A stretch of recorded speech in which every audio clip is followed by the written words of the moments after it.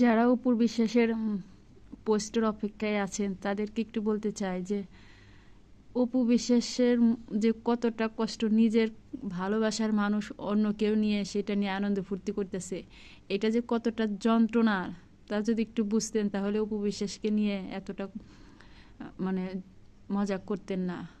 আমি যদিও অপু বিশ্বাস কিংবা বুবলি কাউকেই সাপোর্ট করি না, কিন্তু আমি বুঝি ভালোবাসার মানুষ হারানোর যন্ত্রণার যে কতটা। কিন্তু অপু বিশ্বাস হারানোটা কেমন, মানে স্বামী মারা গেলে তাও এত কষ্ট হয় না যতটা কষ্ট হয় স্বামী অন্য নারীকে নিয়ে সুখে থাকে।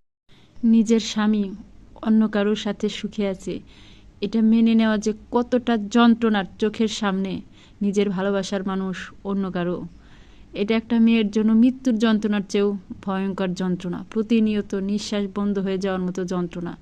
এটা বোঝার মতো ক্ষমতা সবার হয় না। তবে এটা দোয়া করব পৃথিবীতে কোনো মেয়ে যেন অপু বিশ্বাসের মতো ভাগ্য না হয়, আর কোনো মেয়ের যেন শাকিব খানের মতো বিষাক্ত সাপ যেন কোনো মেয়ের ভাগ্যে না স্বামী হিসেবে না জোটে।